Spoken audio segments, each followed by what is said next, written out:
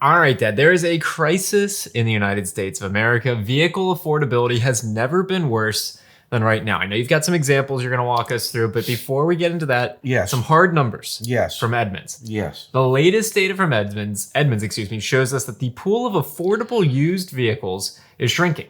The share of used vehicles sold for under $20,000 was 30.6% in Q1 of 2023. Yes. That compares to 60.5% 5 years ago. And in the new car market, Dad, less than 1% of vehicles sold in the first quarter of this year were under $20,000. Yes. Pair that with the data from Cox Automotive that shows the average APR for new car interest rates up around near 9% and for used vehicles over 13.5%, you have an affordability crisis. What math did you do? How bad is it compared to where we used to be? Well, it's bad. Okay, it's bad. In 2018, the average new car interest rate was 4.99%. I used 6.99% today, which is a little below what Cox suggested. The average new car transaction price in May 2018, $35,865. That same car today, the average transaction price today, $48,275.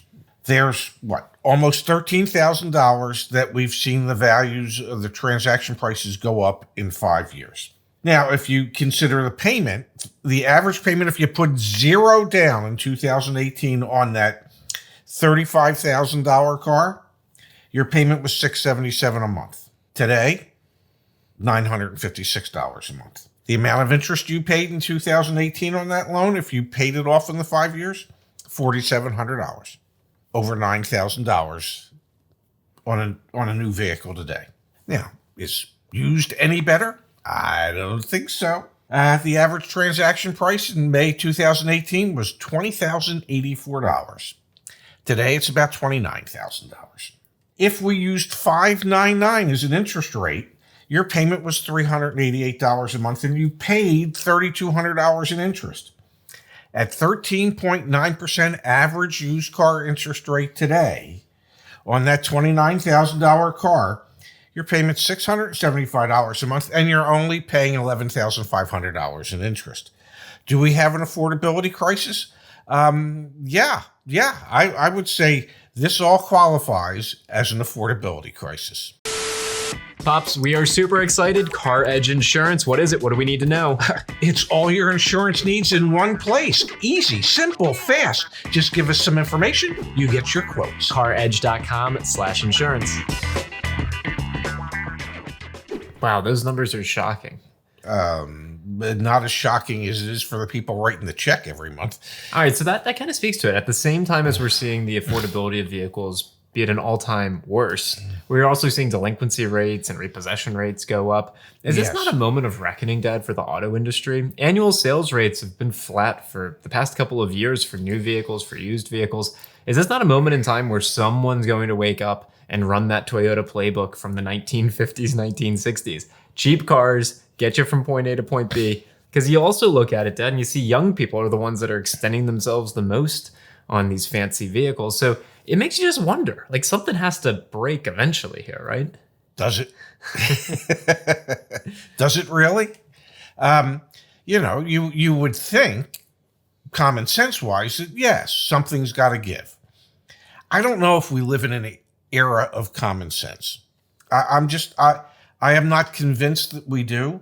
And as much as I would think that prices need to come down, and as much as I have been screaming about an affordability crisis for the past 2 years, there hasn't been anything that's really happened that has significantly lowered the prices of vehicles, whether it be the new vehicles or the pre-owned vehicles. You're forgetting about one thing. What's that? Extended loan terms, baby. That's one way to lower your monthly payment. We've seen the average loan term up around 70 months. Yeah, it's around 6 years. Around 6 years is the average loan term for new and used And there's cars. more and more. I'm being facetious, by the way. That doesn't actually decrease the cost of car. No, Increase. it actually increases. Because you're paying the more cost. interest, yeah. And truth be told, the number of people going into 84-month and 96-month loans keeps going up month after month. So it is this false sense of affordability when you keep stretching out the term,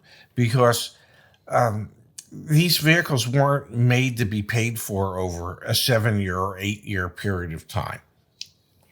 There's so many other expenses that are involved as the car gets older: maintenance, gas, insurance, everything else that goes along with it. And yeah, you didn't even factor that into your equation here, Dad. Insurance rates have gone up significantly from 5 years ago. Cost of ownership in general is up. So I think when you start to factor everything in, the cost to own a car, to buy a car and own a car has gone up faster than inflation. That's for sure. Oh, absolutely. And part of the reason is that there is a good quality used car shortage, and manufacturers of the new vehicles have made a conscious decision to go more upscale and produce in greater numbers vehicles with a higher trim level that will offer them a higher profit margin, meaning that there's less affordable new cars out there, leading to even less affordable used cars out there. All right, Pop, so who's to blame, right? We've seen the affordability of vehicles get tarnished over the past decade or so. Who's to blame? Is it the manufacturers, the dealers, the customers? Who do you blame? Don't get mad at me, folks, but it's you. Okay? It's you. If the manufacturers raise the MSRPs, if the dealers add additional dealer markups, and you agree to pay them, then it's you. So may I suggest that if you don't really need a car right now, don't buy a car right now, okay? You are the only one, as a group, en masse, that we can stop this train from hurtling forward at the speed that it's going forward. So the manufacturer only asks what customers are willing to pay. Dealers only add on extras that customers are willing to pay for. So ultimately, it falls in your lap. Just say no.